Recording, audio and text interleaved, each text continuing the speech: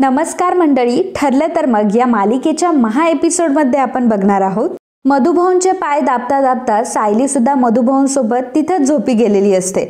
आता सायली अजूनही रूम मध्ये आली नाही, त्यामुळे अर्जुन स्वतः सायलीला बघायला येतो आणि बघतो तर काय, एका साईडला मधुभाऊ झोपलेले असतात आणि त्यांच्या शेजारी सायली सुद्धा झोपी गेलेली असते। ते बघून आता अर्जुन हसू लागतो आणि मनामध्ये म्हणत असतो की अहो मिसेस सायली, तुम्ही खरंच किती क्यूट आहात। एखादी शाळेतली मुलगी जशी तिच्या वडिलांना सोडत नाही ना, अगदी त्याप्रमाणे तुम्ही मधुभाऊंना सोडत नाही आहात। सायली झोपलेली असताना तिच्या केसांची एक बट ही तोंडावर येत असते, त्यामुळे अर्जुन आता ती केसांची बट बाजूला करतो आणि सायलीला तिथेच झोपून देतो आणि तिथून निघून येतो। तर दुसऱ्या दिवशी आता दिवाळी पाडवा असतो, सगळेजण फराळाला बसलेले असतात। मधुभाऊ म्हणत असतात की माझा तर खरंच या गोष्टीवर विश्वासच बसत नाही की दिवाळीच्या दिवशी मी एवढा मोकळा श्वास घेतोय, आणि खरंच यासाठी जावई बापूंचे जितके आभार मानावे ना, खरंच तितके कमी आहेत। अर्जुन मधुभाऊंना सांगतो की मधुभाऊ, अहो कालपासून तुम्ही माझं फक्त कौतुक करताय, आता कौतुक बस झालं आणि आता तुम्ही पाडवा एन्जॉय करा। प्रताप तेव्हा म्हणत असतो की अर्जुन, पाडवा हा नवरा बायकोचा दिवस असतो आणि सायली काय ग, आतापर्यंत तुझ्या सासूने तुला खूप साऱ्या गोष्टी शिकवल्यात, मग तुला ही गोष्ट नाही शिकवली का पाडव्याच्या दिवशी आपली हक्काची ओवाळणी नवऱ्याकडून हात पिरगळून काढून घ्यायची म्हणून? सर्वजण हसायला लागतात। तेव्हा कल्पना म्हणते की अहो काय आहे, माझी मस्करी तुम्ही कोणासमोर करताय एवढं तरी लक्षात ठेवा। कुसुम म्हणते की अहो कल्पनाताई, ही फक्त मस्करी आहे हे कळते आम्हाला, आणि प्रतापरावांनी सुद्धा तुमच्यासाठी खूप मोठी ओवाळणी घेतली हेही माहितीये। विमल म्हणते की कुसुमताई, तुम्हाला माहितीये, आणि अगदी छोटासा गजरा जरी दिला ना तरी सुद्धा त्या खुश होतात। पूर्णा आजी सायलीला म्हणते की सायली, परंतु तू गजऱ्यावर समाधान मानू नकोस हा, आणि मग ती अर्जुनला विचारते की अर्जुन, तू बायकोसाठी काय आणलेस? अर्जुन म्हणतो की नाही, मी तर काहीच आणलं नाही, लक्षातच नाही राहिलं माझ्या। अश्विन म्हणतो की काय दादा, अरे कमाल करतोस हा तू, आता तू एक काम कर, वहिनीला तू पाडव्याच्या शॉपिंगलाच घेऊन जा। सायली म्हणते की नाही अश्विन भाऊजी, खरं तर यांनी मधुभाऊंना सोडवून आणलंय, हेच माझ्यासाठी खूप मोठं गिफ्ट आहे, मला आणखी काही नकोय। तेव्हा प्रताप म्हणतात की कल्पनाबाई, अहो सुनेकडनं शिका काहीतरी, अशी बायको असायला हवी जी गिफ्टला नाही म्हणते। कल्पना म्हणते की हो, तुमची बायको आहे, पुरे तेवढं। आणि मग सायलीला ती म्हणते की सायली, हा तुझा हक्क आहे, अजिबात सोडायचा नाही तो।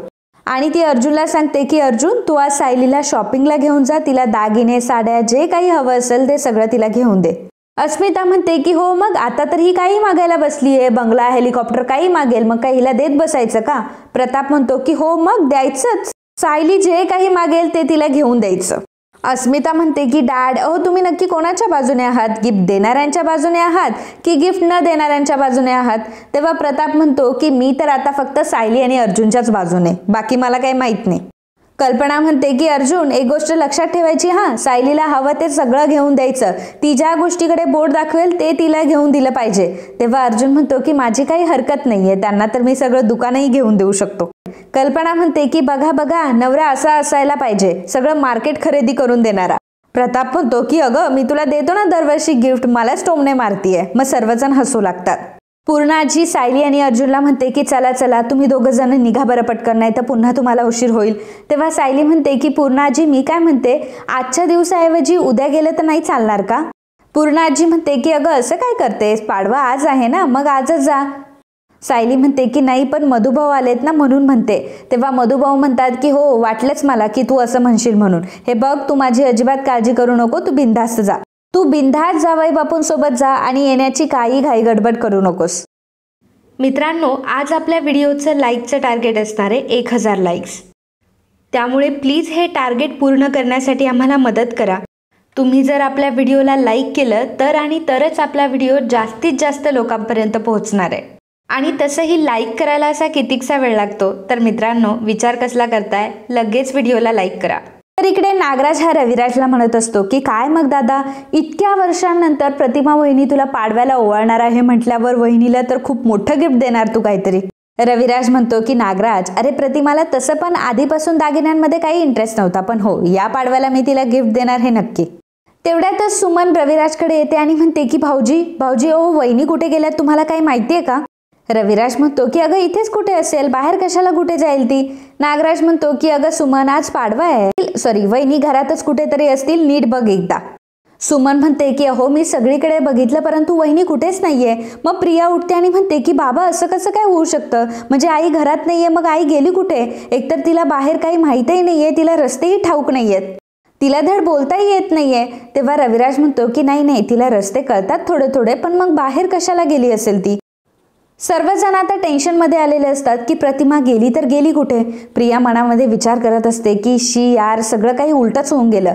आता ह्या किल्लेदारचा सगळा फोकस माझ्यावर आला होता, परंतु ह्या माझ्या मातेनं काय केलं, माझ्यावरचा फोकस तिच्यावर ओढून घेतला. काय गरज होती हिला गायब व्हायची काय माहिती.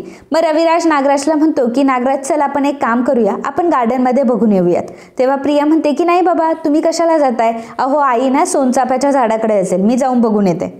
प्रिया आता लगेच तिथून निघून जाते. तर इकडे सायली आणि अर्जुन दोघंही शॉपिंगसाठी एका दुकानात आलेले असतात आणि त्या दुकानात ते साड्या बघत असतात. आता अर्जुन सायलीला एक एक साडीची व्हरायटी दाखवत असतो आणि म्हणत असतो की मिसेस सायली तुम्ही ही साडी घ्या ना. तेव्हा सायली म्हणते की सर नाही नको सर, ही साडी आहे माझ्याकडे अशी. अर्जुन म्हणतो की अच्छा आहे का, मग तुम्ही ही साडी घ्या. सायली म्हणते की नाही हो, ही जरीची साडी आहे, अशी रोज रोज नाही नेसली जात. मग अर्जुन एक पिवळ्या रंगाची साडी घेतो आणि सायलीच्या अंगावर टाकतो आणि म्हणतो की बघा ही साडी तुम्हाला किती छान दिसते, ही डन आहे, हीच साडी तुम्ही घेऊन टाका. तेव्हा सायली म्हणते की नाही अर्जुन सर ही नको, खरं तर ही खूप महाग आहे, आपण यातलीच दुसरी बघूयात. अर्जुन सायलीला म्हणत असतो की मिसेस सायली अहो काय चाललंय तुमचं, मम्मा काय म्हटली की सायली जिकडे बोट दाखवेल ती गोष्ट तुला घ्यायची, इथे मात्र मीच बोट दाखवतोय तुम्हाला आणि ही घ्या ती घ्या विचारतोय, तुम्ही काही बोलतच नाही आहात. सायली अर्जुनला म्हणते की सर मला माफ करा. अर्जुन म्हणतो की अहो कसली माफी मागताय तुम्ही, आता या गोष्टीसाठी माफी वगैरे नका मागू. सायली म्हणते की नाही सर या गोष्टीसाठी नाही, खरं तर मी गेल्या काही दिवसांपासून तुमच्यासोबत खूप विचित्र वागते, त्यासाठी मला माफ करा. अहो पण जेव्हा तुम्ही मधुभाऊंची केस लांबवणार आहे हे मला कळलं तेव्हा मात्र मला सुचतच नव्हतं काय करावं ते. अर्जुन म्हणतो की मिसेस सायली मला माहीत होतं की तेव्हा तुम्ही रागात आहात, त्यामुळे माझी कुठलीही ॲक्शन त्यावेळी चुकीची होती, म्हणून मी ठरवलं होतं की जे काही असेल ते मी कृतीच करून दाखवेल. पण मी मधुभाऊंची केस एका सेकंदाने सुद्धा डिले केलेली नाहीये.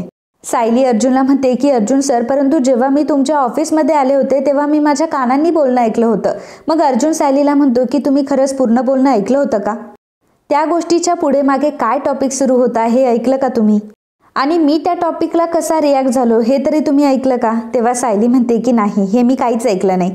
अर्जुन म्हणतो की सायली मी पूर्ण आजीची शपथ घेऊन सांगतो की खरंच सांगतोय मी ही केस कधीच लांबवणार नव्हतो. मी जर मधुभाऊंची केस डिले केली असतील तर या सगळ्या गोष्टीचा परिणाम तुमच्यावर काय झाला असता हे मी समजू शकतो. आणि मला सांगा मिसेस सायली मी खरंच असं काही करेल असं तुम्हाला वाटलं तरी कसं काय. अर्जुन सायलीला विचारतो की आता तुमचे गैरसमज दूर झालेत ना, मी असं काही केलं नाही हे तुम्हाला पटलंय ना. सायली म्हणते की हो. मग अर्जुन म्हणतो की चला आता एक गोड स्माइल करा बरं. सायली तरी सुद्धा उदासच असते. मग अर्जुन त्या दुकानदाराला म्हणतो की एक्सक्यूज मी, बायकोच्या चेहऱ्यावर स्माइल आणू शकेल अशी एखादी साडी आहे का तुमच्याकडे. सायली म्हणते की बरं मस्करी पुरे आता. मग अर्जुनला ती म्हणते की अर्जुन सर मी काय म्हणते आपण तुमच्यासाठी एक तो शर्ट घेऊयात ना, तो तुम्हाला खूप खुलून दिसेल. अर्जुन म्हणतो की हो या रंगाचा शर्ट घालून मी कुठे जाणार आहे, पण कोर्टात जाऊ का. सायली म्हणते की नाही कोर्टात नका जाऊ तो शर्ट घालून, परंतु कधीतरी तुम्ही घालूच शकता. अर्जुन म्हणतो की चला आपण पहिली तुमची साडी फिक्स करणार आहोत, तुम्ही एक काम करा ही साडी फिक्स करा. सायली म्हणते की नाही सर तुम्ही आधी तुमचा शर्ट फायनल करा. तेव्हा ते दोघं असे भांडत असतात म्हणून दुकानदार म्हणतो की तुमचं आताशीच लग्न झालंय का. अर्जुन म्हणतो की नाही ऑलमोस्ट 1.5 वर्ष तरी झाले आमच्या लग्नाला. मग दुकानदार म्हणतो की सॉरी मला माफ करा, खरं तर माझा गैरसमज झाला, परंतु आमच्या ओळखीनुसार मला असं वाटलं की तुमचं आत्ता लग्न झालंय. कारण आत्ता लग्न झालेले नवरा बायको प्रेमात पडलेले असतात आणि जे नवीन प्रेमात पडतात ना तेच असे वागतात. 1.5 वर्षापूर्वी तुमचं लग्न झालंय तर सुद्धा तुम्ही एकमेकांना कपडे घेण्याबद्दल किती भांडताय आणि खरंच तुमचं एकमेकांवर किती प्रेम आहे आणि 1.5 वर्षापासून ते टिकून आहे. सायली एक साडी उचलते आणि सांगते की मी ही साडी नेसून बघू का. सायली त्यातली एक साडी सिलेक्ट करते आणि म्हणते की ही साडी मी नेसून बघू का. तेव्हा अर्जुन म्हणतो की हो. तर इकडे सुभेदारांच्या घरी प्रतिमा आलेली असते. पाडव्याच्या दिवशी प्रतिमा अशी सुभेदारांच्या घरात आलेली असते, त्यामुळे सर्वजण चकित होतात आणि मग पटकन प्रतिमाला बसायला सांगतात. पुन्हाची प्रतिमाला म्हणत असते की अगं तन्वीने जे काही केलंय ना घरामध्ये त्याची कल्पना मला प्रतापने दिली आणि प्रतापने मला घडलेला प्रकार सांगितला. खरं तर या विषयावर मलाच तुझ्याशी बोलायचं होतं आणि बरं झालं तू आलीस, मला बोलायचंच होतं. तेव्हा प्रतिमा म्हणते की अहो पूर्णाई मला सुद्धा तुमच्याशी बोलायचं होतं, म्हणून त्यासाठी वाट कशाला बघायची म्हणून मी आले. कल्पना म्हणते की प्रतिमा, मी तुझी ओळख करून देते हा, हे सायलीचे असं म्हणताच प्रतिमा म्हणते की मानस पिता आणि वडिलांपेक्षाही खूप जास्त. कुसुम विचारते की तुम्ही यांना ओळखता का? तेव्हा प्रतिमा म्हणते की नाही, सायली यांच्याबद्दल खूप सांगते. अश्विन म्हणतो की आणि मधुभाऊ ह्या आमच्या. तेव्हा मधुभाऊ म्हणतो की प्रतिमा आत्या, माहिती आहे मला, नमस्कार. साऊ जेव्हा मला जेलमध्ये भेटायला यायची ना, तेव्हा तिने मला तुमच्याबद्दल भरभरून सांगितलंय. तर इकडे अर्जुन हा साड्यांच्या दुकानदाराला म्हणत असतो की एक काम करा, तुम्ही ना तुमच्या दुकानातल्या ज्या महागड्या साड्या आहेत ना, त्याचा प्राइस टॅग पहिल्यांदा काढून टाका, नाहीतर माझी बायको तुमच्या दुकानातून एकही साडी घेणार नाही. तेवढ्यातच सायली एक साडी नेसून तिथे आलेली असते. सायलीने जी साडी नेसलेली असते त्यामध्ये सायली खूप सुंदर दिसत असते आणि अर्जुन हा सायलीकडेच बघत असतो. अर्जुन आता सायलीकडे सारखा बघत असतो कारण सायली खूप सुंदर दिसत असते. आणि मग सायली आता ती साडी चेंज करण्यासाठी जाते. तिचा तोल जातो, त्यावेळी सायली खाली पडणार. तेवढ्यातच अर्जुन आता तिला पकडतो. अर्जुन आणि सायली दोघंही एकदम रोमॅन्टिक होऊन एकमेकांकडे बघत असतात. तेवढ्यातच दुकानदार मोठ्याने ओरडतो की अरे त्या ओढण्या कोणीतरी उचला. आणि मग सायली आणि अर्जुन दोघंही आता एकमेकांपासून बाजूला होतात. इकडे पूर्णा आजी ही प्रतिमाला विचारते की प्रतिमा, अगं जरा अस्वस्थ वाटते, सर्व काही ठीक तर आहे ना? तेव्हा प्रतिमा म्हणते की पूर्णाई, घरी सर्व कसं काही ठीक असेल, तन्वीला तुम्हा सर्वांची खूप आठवण येते. या दिवाळीमध्ये तिला तुमचा, मामा मामींचा आशीर्वाद घ्यायचा आहे, पण तिच्यासाठी या घराची दरवाजे आता बंद झाले. या गोष्टीचा त्रास फक्त तिला होत नाही तर रविराजांना सुद्धा होतोय. आणि मला माहिती आहे की तुम्हाला सुद्धा रविराजांच्या डोळ्यात पाणी नाही बघावंसं वाटत. पूर्णाई, आज पाडव्याच्या दिवशी तुमची लेक म्हणून तुमच्याकडे काहीतरी मागू का मी? पूर्णा आजी म्हणते की अगं हो, माग ना, मी तुला कधी नाही म्हणेल का? प्रतिमा पूर्णा आजीला म्हणते की पूर्णाई, तन्वीने खूप मोठी चूक केली आहे, परंतु शेवटी लहानांच्या चुका ह्या मोठ्यांनी पोटात घालायच्या असतात ना. तन्वीला तिच्या वागण्याचा खूप पश्चाताप होतोय, मग तिला सुधारण्याची एक संधी मिळायला नको? कुसुमताई म्हणते की हो, एक संधी? आतापर्यंत सुभेदारांनी तिला सुधरवण्यासाठी कितीतरी संधी दिल्यात आणि आम्ही किमान 1000 वेळा तरी तिला संधी दिल्यात, परंतु ती मुलगी काही सुधारणाऱ्यांमधली अजिबात नाहीये. तेव्हा म्हणते की असं म्हणू नका कुसुमताई. आणि मग पूर्णाजी समोर हात जोडून ती पूर्णाजीला म्हणते की पूर्णाई, फक्त एवढं दान माझ्या पदरी घाला, तुमच्या नातीला पुन्हा पूर्वीसारखं या घरात येऊ द्या. पूर्णा आजी प्रतिमाला म्हणते की प्रतिमा, तू असे हे हात जोडू नकोस आणि तुला जे काही मागायचे ते हक्काने माग. अस्मिता म्हणते की अगं प्रतिमा आत्या म्हणते ना, आता तू तन्वीला माफ करून टाक ना. पूर्णा आजी प्रतिमाला म्हणते की प्रतिमा, मी तिला माफ करू शकेल की नाही हे मला माहीत नाही, परंतु फक्त तुझ्यासाठी, केवळ तुझ्यासाठी मी तिला या घरामध्ये येण्याची परमिशन देईल. हे ऐकून प्रतिमाला आनंद होतो. तेव्हा प्रताप म्हणतो की अगं पूर्णाई, परंतु तन्वीने जे काही केले ते भयंकर आहे. पूर्णा आजी म्हणते की हो मला माहिती आहे, परंतु सणाच्या दिवशी माझ्या प्रतिमाने माझ्याकडे काहीतरी मागितलं आणि मी तिला ते दिलं नाही, असं कधीच होणार नाही. इथून पुढे तन्वीला या घरात येण्यापासून कोणीही रोखू शकत नाही. पूर्णा आजीचा हा निर्णय कुठेतरी प्रताप, कल्पना, अश्विन, मधुभाऊ आणि कुसुमताई यांना आवडलेला नसतो. तर अर्जुन सायलीला एक पांढऱ्या रंगाचा ड्रेस दाखवत असतो आणि सायलीला तो म्हणत असतो की तुम्ही एक काम करा, तुम्ही हा ड्रेस घाला. सायली म्हणते की अहो हा ड्रेस, मी तर कधी असे ड्रेस घालतही नाही, मी फक्त साड्याच घालते. अर्जुन तिला म्हणतो की नाही नाही, तुम्ही हा ड्रेस पहिल्यांदा ट्राय करून दाखवाच मला, मग त्यानंतर तुम्ही जो माझ्यासाठी ड्रेस सिलेक्ट केलाय ना, तो मी तुम्हाला घालून दाखवेल. अर्जुन आणि सायली दोघंही आता एकाच वेळेस चेंजिंग रूममध्ये जातात आणि चेंज करण्यासाठी दोघंही थांबलेले असतात. तेव्हा अर्जुन मनामध्ये विचार करत असतो की मिसेस सायली, तो दुकानदार म्हटला त्याप्रमाणे आपलं लग्न कधीच जुनं होणार नाही. फक्त तुम्हाला एकदा कळू द्या की माझं तुमच्यावर किती प्रेम येते. सायली मनात विचार करत असते की सर, मला देखील तुम्हाला लवकरात लवकर सांगायचंय की माझं तुमच्यावर किती प्रेम आहे. मला माझ्या माहेरच्या माणसांसोबत, मधुभावांसोबत नाही जायचंय, मला तुमच्यासोबत राहायचंय. अर्जुन मनामध्ये म्हणत असतो की मिसेस सायली, तुम्ही कुठेच जाऊ नका, कारण माझ्यासाठी आपलं लग्न आणि माझं तुमच्यावर असलेलं प्रेम हे खरंय. आपण असेच नेहमी एकमेकांच्या सोबत राहूयात. अर्जुन आणि सायली सेम विचार करत असतात आणि मग ते दोघंही आता चेंजिंग रूममध्ये चेंज करत असतात. तर इकडे नागराज रविराजकडे येतो आणि म्हणतो की दादा, अरे मी वहिनीला सगळीकडे शोधलं, परंतु वहिनी मात्र कुठेच नाहीये.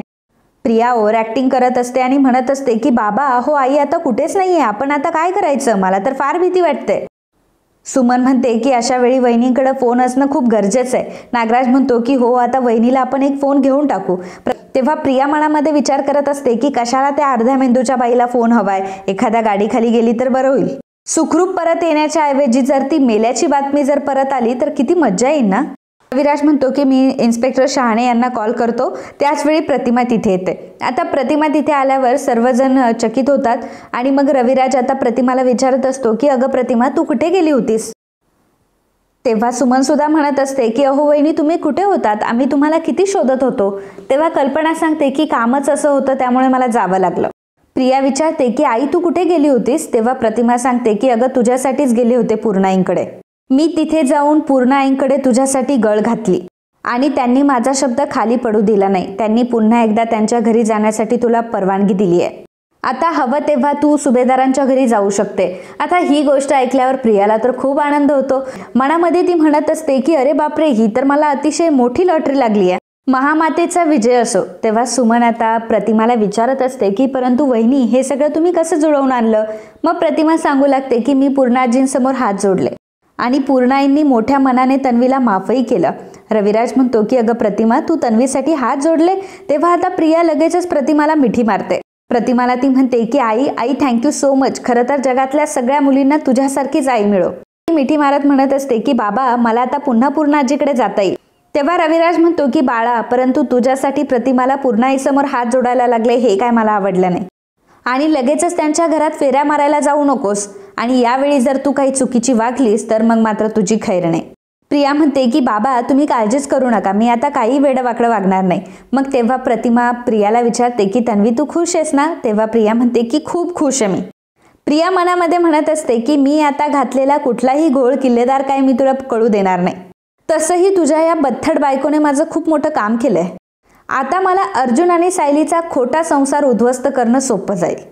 तर इकडे सायली ही घरी आलेली असते, किचनमध्ये काम करत असते आणि त्यावेळी तिथे कल्पना येते आणि म्हणते की अगं सायली, सगळ्यांना वाढून देण्याच्या नादामध्ये तू तर काही जेवलीस नाही ना? सायली म्हणते की नाही, सगळ्यांचं झालं की मग मी बसते. तेवढ्यात तिला जांभई येते. तेव्हा कल्पना म्हणते की अगं सायली, तू किती दमली आहेस? तू एक काम कर, तू पटकन झोपून घे बरं. विमलला सांगते मी हे सगळं आवरायला. तेव्हा सायली म्हणते की मीच त्यांना झोपायला पाठवलंय आणि तसंही सकाळपासून त्या खूप दमल्या होत्या म्हणून मी त्यांना झोपायला पाठवलंय. तेवढ्यात अर्जुन तिथे येतो आणि म्हणतो की सायली, आणि आता तुला सुद्धा दटावाटा काय म्हणतात ते? तेव्हा कल्पना म्हणते की दटवायला.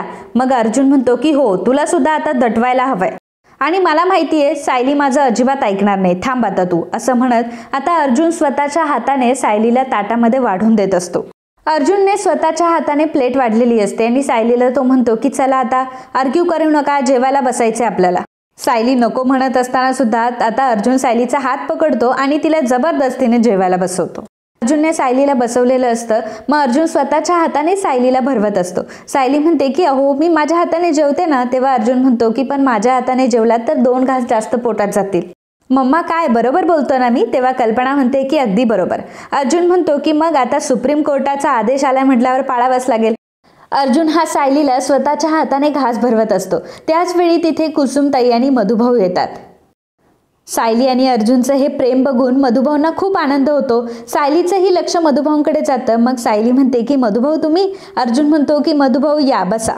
कल्पना मधुभाऊंना म्हणते की मधुभाऊ बघताय ना, आधी हा मुलगा फक्त आणि फक्त त्याच्या केसेसचाच विचार करायचा. म्हणजे घरामध्ये किचन कुठल्या दिशेला आहे हेही त्याला माहीत नव्हतं. पण जेव्हापासून सायली आली तेव्हापासून मात्र तो सगळाच बदललाय. एवढं काय की ताटामध्ये कुठे काय वाढायचं हे सुद्धा त्याला बरोबर ठाऊक आहे. अर्जुन सायलीला म्हणतो की पण हो, नवऱ्याने भरवण्यापेक्षा बाबांनी भरवल्याची किंमत काहीतरी वेगळीच असते नाही? मग अर्जुन आता त्याच्या हातातली प्लेट मधुभाऊंना देतो आणि मधुभाऊंना म्हणतो की मधुभाऊ तुम्ही भरवा आता तुमच्या मुलीला. मधुभाऊ आता सायलीला भरवणार असतात. तर अर्जुन मधुभाऊंना म्हणतो की मधुभाऊ मला सांगा की तुम्ही तुमच्या लेकीला भरवून किती वर्ष झाले असतील? तेव्हा मधुभाऊ म्हणतात की 1.5 वर्ष. आणि आता हा हिशोब तरी कशाला लक्षात घ्यायचा? अर्जुन म्हणतो की व्हेरी गुड, आणि आता हा मानही तुमचाच आहे. मग मधुभाऊ आता स्वतःच्या हाताने सायलीला भरवत असतात. एक एक घास भरवत आश्रमात असताना जसं ते सायलीला भरवायचे त्याचप्रमाणे ते भरवत असतात की 1 घास चिऊचा, 1 घास माऊचा आणि हा घास आमच्या साऊचा, असं म्हणत मधुभाऊ सायलीला भरवत असतात. त्या दोघांचं ते अनोखं प्रेम बघून सर्वजण खूप खुश असतात आणि त्यांच्याकडे कौतुकाने बघत असतात. तर इकडे साक्षीला आता फास लागणार असतो आणि साक्षी ओरडत असते की अण्णा मला वाचवा तुम्ही, आणि पोलिसांना सांगत असते की मी काहीच केलं नाहीये. जेव्हा मैपत तिथून जात असतो तेव्हा तो साक्षीला म्हणतो की जोपर्यंत तुझा बाप जिवंत आहे ना तोपर्यंत तुला घाबरायचं काही कारण नाही आणि तू अजिबात घाबरू नको, असं म्हणत मैपतला सुद्धा आता पोलीस घेऊन गेलेले असतात. साक्षी मोठमोठ्याने अण्णा अण्णा असं ओरडत असते, कारण तिच्या गळ्याला फास लागलेला असतो. त्याच वेळी साक्षी आता जोरातच दचकून उठते, कारण साक्षीला पडलेलं ते एक स्वप्न असतं. साक्षी एवढ्या मोठ्याने ओरडलेली असते की तिथे मैपत सुद्धा येतो. मैपत साक्षीला विचारतो की काय ग, काय झालं? तेव्हा साक्षी म्हणते की अहो अण्णा, मला खूप भयानक स्वप्न पडलं. मला असं स्वप्न पडलं की विलासच्या खुनासाठी मला फाशीची शिक्षा दिली आहे आणि मी खूप ओरडते. आणि अण्णा, तुम्हाला सुद्धा पोलिसांनी पकडलंय आणि तुम्हाला सुद्धा घेऊन गेलेत पोलीस. मैपत साक्षीला म्हणतो की काय ग, रात्रीची नक्की काय ढोसून झोपतेस तू? पोलिसांनी मला अटक केली, या मैपतला अटक केली, काही पण स्वप्न बघतेस? एवढी कोणाची हिंमत आहे की कोणी मला परत आतमध्ये टाकेल? आणि तसंही 12 गावचं पाणी पिलेलोय मी, एवढा सोप्पा नाहीये मैपत. आणि आता राहिला तुझा प्रश्न, तर तुला सुद्धा मी काय फाशी होऊन देत नसतो. साक्षी अण्णांना म्हणते की अण्णा, मला काही होणार तर नाहीये ना? अण्णा म्हणतात की नाही, नको टेन्शन घेऊ, एका खुनासाठी तुला जास्तीत जास्त जन्मठेप होऊ शकते. जन्मठेपचं नाव ऐकल्यावर साक्षी आता खूप घाबरते. मधुभाऊ जेव्हा सायलीला भरवत असतात तेव्हा मधुभाऊ हसायला लागतात. मग सायली मधुभाऊंना विचारते की काय झालं मधुभाऊ, तुम्ही का हसताय? मधुभाऊ म्हणतात की काही नाही ग, हे ताट बघितलं आणि मला तुझ्या लहानपणीची एक गोष्ट आठवली. छोटे छोटे जे टोमॅटोचे तुकडे असायचे ना, ते वेचून वेचून बाजूला काढायची, परंतु खायची कधीच नाही. मी कुसुमला म्हणायचं, तिला टोमॅटो आवडत नाही ना, मग तिला भाजी सुद्धा द्यायची नाही. जेव्हा मी तिच्यावर ओरडलो ना, तेव्हा ही सायली माझ्यावर रुसली, आणि रुसली तर जशी बागेत निघून गेली तर परत आलीच नाही. दिवे लागायची वेळ आली तरी सुद्धा सायली परत आली नाही. म्हणून मग जेव्हा मी हिला शोधायला गेलो तेव्हा हिचा पत्ताच नाही, गायब झाली होती कुठेतरी. कुसुम म्हणते की हो ना, आम्ही तर त्यावेळी खूप घाबरलो होतो, आणि एवढंसं लेकरू काळोखात कुठं गेलं आम्हाला काहीच कळेना. कल्पना विचारते की मग सायली सापडली कुठे? तेव्हा आता मधुभाऊ सांगू लागतात की आमच्या घराच्या बाहेरच एक सोनचाफ्याचं झाड आहे. त्या सोनचाफ्याच्या झाडाखाली बसली होती आणि खूप रडत होती. तेव्हा मी तिथे गेलो आणि मला तिने घट्ट मिठी मारली. सायली मधुभाऊंना म्हणते की मधुभाऊ, तेव्हा मला असं वाटलं होतं की तुमचं माझ्यावर प्रेमच नाहीये, म्हणून मी तिथे जाऊन रुसून बसले होते. मधुभाऊ म्हणतात की हो, आणि तेव्हा तू म्हटली होतीस की मधुभाऊ बरं झालं हा तुम्ही आलात, मी खूप घाबरले होते आणि घराकडे जाण्याचा रस्ताच विसरले होते. आणि तेव्हा मला असं वाटायला लागलं की तुमची आणि माझी भेट कधीच होणार नाही. मी खूप घाबरले होते, पण काळजी करू नका, आता इथून पुढे मी मात्र फक्त टोमॅटोचीच भाजी खाणार. असं म्हटल्यावर आता सर्वजण हसू लागतात. तर सायली सुद्धा तिचा लहानपणीचा किस्सा ऐकून हसत असते. कल्पना सायलीला म्हणते की सायली, आता तू मोठी झाली आहेस, परंतु त्यावेळीचं तुझं ते वागणं किती वेडेपणाचं होतं ते कळतंय ना तुला? सायली म्हणते की नाही आई, वय कितीही मोठं झालं तरी आपला माणूस सोडून जाण्याची भीती मात्र कायम राहते. मधुभाऊ, तुम्हाला माहितीये, पोलीस जेव्हा तुम्हाला घेऊन गेले होते ना, तेव्हा तीच भीती मला पुन्हा वाटायला लागली होती. पण लग्न झाल्यावर मात्र ती भीती निघून गेली, परंतु पुन्हा काही दिवस ती भीती पुन्हा वाटायला लागली होती. असं मला वाटायला लागलं होतं की तुम्ही पुन्हा माझ्यापासून दूर जाणार की काय. मधुभाऊ म्हणतात की अगं, तुला असं कशाला वाटायला पाहिजे, आणि मी आहे ना तुझ्यासोबत. जावई बापूंनी कधी ना कधी मला सोडवलंच असतं. सायली म्हणते की हो मधुभाऊ, हे अगदी तुम्ही बरोबर बोललात. मधुभाऊ कल्पनाला म्हणतात की वहिनी, तुम्हाला एक गोष्ट सांगू का? माझ्या साऊबाळाची आणि जावई बापूंची दृष्ट काढून टाका. माझ्या लेकीच्या संसाराला माझी नजर लागायला नको. सायली आणि अर्जुन दोघंही एकमेकांकडे बघत असतात. तेव्हा कल्पना म्हणते की अहो मधुभाऊ, काय बोलताय? आई वडिलांची दृष्ट कधी मुलांच्या संसाराला लागते का? मग तुमची दृष्ट कशी काय त्यांना लागतील? परंतु तरी सुद्धा मी सायली आणि अर्जुनची दृष्ट काढेल. अर्जुन मनात विचार करत असतो की मिसेस सायली मधुभाऊंसोबत निघून जातील का? नाही, त्याआधी मला मिसेस सायलींसोबत बोलावंच लागेल. तर सायली मनात विचार करत असते की मी जे घडण्यासाठी थांबले होते ते तर घडलंय, आणि मधुभाऊ परत आलेत. आता मला काही करून यांच्याशी माझ्या मनातलं बोलायलाच हवं.